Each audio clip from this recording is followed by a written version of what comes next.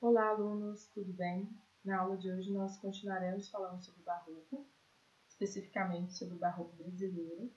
Como eu disse para vocês, o Barroco brasileiro vai se diferir muito do Barroco europeu. Ele chega aqui no Brasil pelos colonizadores e padres jesuítas, com o objetivo de propagar a fé católica e catequizar os índios. Nessa primeira imagem, vocês podem ver a primeira missa no Brasil, do Vitor Meireles, produzida entre 1859 e 1861. Então, vocês podem ver os índios aí no seu habitat, e aí chegam os colonizadores, os padres, colocando seus símbolos, sua fé católica sobre a fé dos índios. Então, um processo de aculturação muito forte. Né? Para quem não sabe o que é aculturação, é você colocar a sua cultura sobre a cultura do outro, como se sua cultura fosse mais importante. E aí a gente vai esse início do Barroco no Brasil mais ao fim do século XVII. É um estilo que vai ter um destaque em quase todas as áreas artísticas, tanto na arquitetura, na escultura, na pintura e na literatura. Na literatura, a gente vai ter o principal escritor é o Gregório de Matos, com a sua obra A Barca do Inferno. Então, são obras dramáticas, que isso também vai se repetir na pintura, né? Essa dramaticidade, esse exagero. Então, influenciado pelo barroco português, aqui no Brasil, esse estilo a gente vai chamar esse período de século do ouro, principalmente pela extração do ouro também. Né? Minas Gerais vai ser o grande foco, a grande concentração de riqueza por essa grande exploração do minério, que foi desenvolvida no país, mas em Minas Gerais muitas jazidas foram encontradas. Então, apesar da capital do Brasil ser Salvador, depois ela foi transferida para o Rio de Janeiro, o que aumentou bastante a população e o desenvolvimento econômico do país. Tem uma imagem do ciclo do ouro. Então, existiam vários tipos de minas, tá, gente? Vários tipos de exploração do ouro. Não sei se alguém já teve a oportunidade de ir em Ouro Preto, mas tem algumas minas abertas para visitação, tanto em Ouro Preto, Mariana também tem. Eles explicam como que eram as passagens de água, a exploração, quais tipos de escravos que entravam na mina. Então, é bem interessante quem tiver a oportunidade. Então, como características do barroco, a gente vai ter essa linguagem dramática. Quando a gente fala linguagem dramática, não é especificamente da literatura, tá? Essa dramaticidade ela vai estar presente tanto na pintura, esse exagero também na arquitetura, nas esculturas. Esse racionalismo também ele vai ser presente, mas não tanto quanto na arte renascentista, tá? Não vai ser tão cobrado esse racionalismo quanto era para os pintores e os escultores renascentistas. Esse exagero, esse rebruscamento. Na literatura a gente vai ter o uso de figuras de linguagem, esse religioso e profano. Tanto na literatura quanto na pintura, isso é bem explorado nesse jogo de contraste, igual eu falei com vocês do divino e do humano. Então, vai ser esse religioso profano, humano, divino. É uma arte dualista. Então, é uma arte de exagero, é uma arte de rebuscamento, mas é uma arte também que valoriza os detalhes. Então, vocês vão ver aí as igrejas que eu vou mostrar para frente. São igrejas com muitas coisas, mas todo lugar que você olha, você consegue perceber que tudo foi muito bem trabalhado. Então, essa valorização dos detalhes é nesse sentido. Tá? E esse jogo de ideias também a gente vai ter muito na literatura. Então, olha só, as obras barrocas, principalmente arquitetônicas, elas vão ser consideradas como patrimônio da humanidade. Eu não sei se você sabe, mas Ouro Preto inteiro é um patrimônio da humanidade. Então, se você tem uma casa em Ouro Preto, se você compra uma casa em Ouro Preto, para você quebrar uma parede para fazer um outro quarto, você tem que pedir autorização, você tem que passar por um arquiteto para ver se aquilo ali não vai abalar a estrutura, porque é um patrimônio mundial, tá? Então, as primeiras obras barrocas elas vão ser construídas em Salvador e Olinda, apesar de Minas Gerais ser o maior acervo barroco, as primeiras obras vão datar de Salvador. E aí a gente vai ter em Minas Gerais, a gente vai ter muitas igrejas cobertas com essa camada de ouro. Só que essa camada de ouro, gente, não era tipo ouro bruto, era um ouro em pó ou folha de ouro, tá? Que era para mais dar cor. Não quer dizer que não vale nada, mas também não vale tanto que a gente imagina. Não tem tanto valor, tá? Porque é só como se fosse uma tintura mesmo. E aí a gente vai ter essas cores fortes, esses anjos, esses altares de madeira, que eu vou... Por que tudo isso, né? Por que esse buscamento? Por que tanto ouro? Não sei se vocês lembram que eu falei com vocês na aula de barroco europeu sobre a reforma protestante ou a contra-reforma, tá? Isso tudo era feito para que a igreja não perdesse fiéis. Então, por isso que era esse exagero. A Bíblia, na verdade, também ela foi traduzida, começou a ser traduzida para outros idiomas sem ser o latim. Então, as pessoas começaram a fazer suas próprias visões da Bíblia, né? Então, por isso a igreja foi perdendo os fiéis. Então, a estratégia dela era apelar entre aspas, tá, gente? Para essas pinturas, para essas esculturas, porque quando você fazia esse plano de fundo reduzido, você estaria mais perto de Deus. Quando você coloca nessas obras, esses afrescos, o Messer Taide também faz bastante isso. Essas ilusões de ótica, onde você olha para o céu, olha para o teto da igreja e parece que é o céu, você está mais próximo de Deus. E aí as cores mais utilizadas eram cores também que, quando a gente coloca no divino, né? O vermelho, o azul, o dourado. Tem até uma música no método de catequese, mas agora não vou lembrar, que o manto azul. Então são as coisas que a igreja utilizava, colocar os artistas para pintar, para fazer essas esculturas, para causar essa sensação nos fiéis. Então, símbolos de devoção. E aí essas obras, gente, essas obras religiosas, a gente chama de obras estatuárias, tá? As primeiras foram importadas de Portugal para ter mais ou menos como um molde, porque esses colonizadores, alguns deles também vieram como professores para ensinar como se fazia as pinturas, como se faziam as esculturas aos moldes europeus.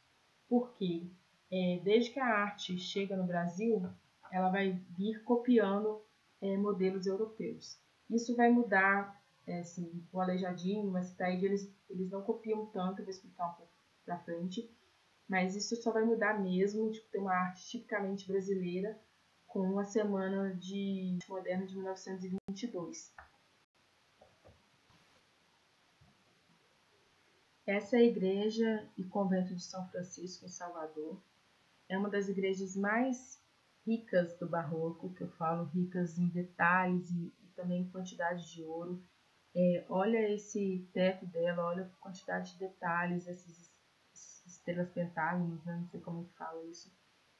Esse arco de influência medieval, essas colunas gregas dentro da igreja, como se fosse uma entrada. Então, a gente vai ter tanto detalhe, mas ao mesmo tempo é tanto exagero, mas ao mesmo tempo tanto detalhe, né? Ficou inversa ordem. Olha essas colunas ser torcidas aqui no altar. Deixa eu colocar um laserzinho para vocês verem. Olha essas colunas retorcidas aqui no altar, esses detalhes florais aqui na coluna, como se estivesse subindo aqui uma folha. Então, olha aqui os detalhes, os anjos, Jesus. Então, são muitos detalhes. Esse piso também, azulejo, né, que é uma coisa muito difícil de se importar, né, porque vinha de Portugal, então imagina vir um navio. Então, muitas vezes, tá vendo aqui tem uns azulejos também?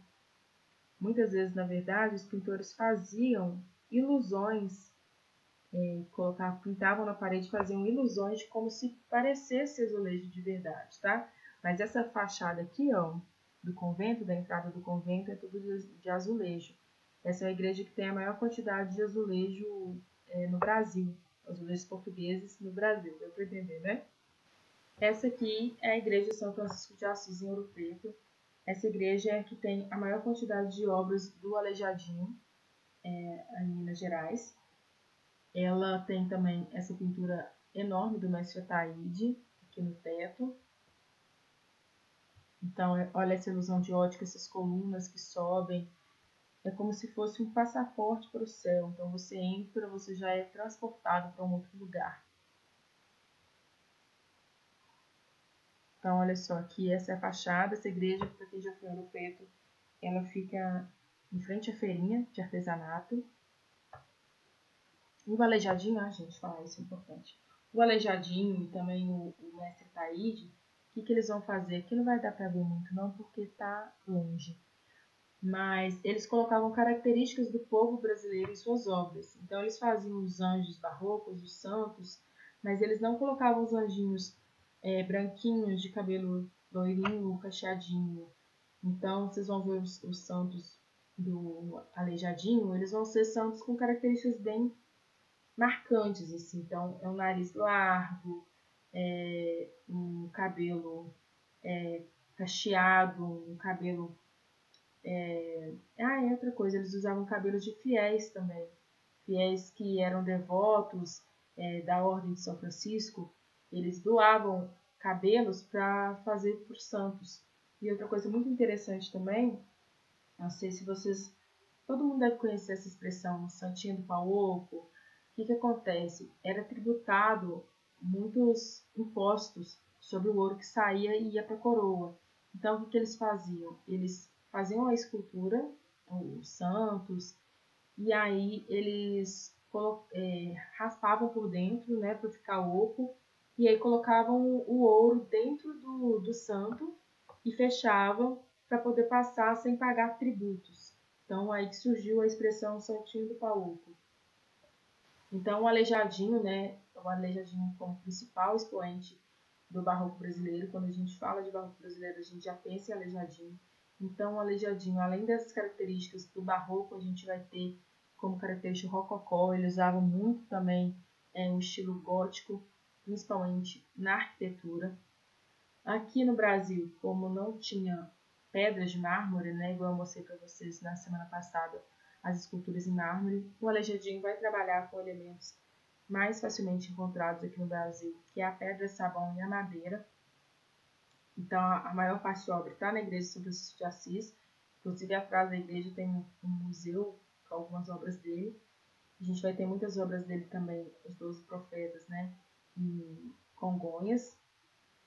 E aí, como pintor, a gente vai ter o Manuel da Costa Taide, que é o Aleijadinho. Gente, desculpa, que é o mestre Taide. Que eu ia falar no negócio do Aleijadinho. Esse apelido, né, dele é porque ele desenvolveu uma doença, até hoje não se sabe bem ao certo se foi lúpus, que ele começou a perder os dedos, os pés. Então ele tinha mais ou menos uns 40 anos, ele recebeu esse apelido de Aleijadinho, tá? O mestre Ataíde, ele foi o principal pintor do barroco. Então ele pintava... Na verdade, nessa época, gente, a pintura, a pintura e a arquitetura e a escultura, ela era bem voltada para a religião. Então, são obras religiosas mesmo que o mestre Ataíde pintava, ok? Essa outra igreja aí é a Igreja Nossa Senhora do Pilar, em Ouro Preto também. Ouro Preto, gente, eu acho que é uma das cidades onde a gente vai ter mais arquitetura barroca. Não só as igrejas, mas também as casas, os casarões, cinema. Então, tudo vai seguir mais ou menos essa estética. Então, olha só, essa igreja a gente também vai ter bastante ouro aqui nesse altar. Olha essa coluna aqui, esse retorcido, esses florais aqui que vão subindo as colunas. Olha aqui esse teto. Olha só como é que parece aquela ópera que eu mostrei para vocês, europeia. Tá vendo essas cortinas, esses... Esqueci como é que chama isso aqui, mas é... esqueci, gente, enfim. Mas, passando para a próxima, os profetas do Aleijadinho. Eles ficam aqui nessa área externa da igreja. E aí a gente vê as igrejas, né, o exterior, a fachada das igrejas, elas são barrocas, são bem parecidas, né? Essas duas torres principais, algumas igual a São Francisco, elas são mais arredondadas, outras são mais quadradas. A gente vai ter esses detalhes, vai ter a cruz, vai ter esses detalhes aqui em cima da porta. Mas acho que no mais é isso, tá? Então a gente vai ter o rococó, ele é como se fosse um pós-barroco, mas o barroco brasileiro ele se mistura muito com o rococó. Eu vou falar um pouco mais de rococó na próxima aula. E eu queria pedir para vocês, já separar, vou colocar no class, mas já separarem uma barra de sabão. Sabão normal, a gente vai fazer uma escultura em sabão, tá? Por hoje é só. Espero que vocês tenham gostado, espero que não tenha dúvidas. Se tiver dúvidas, podem me procurar. Tá bom? Um abraço!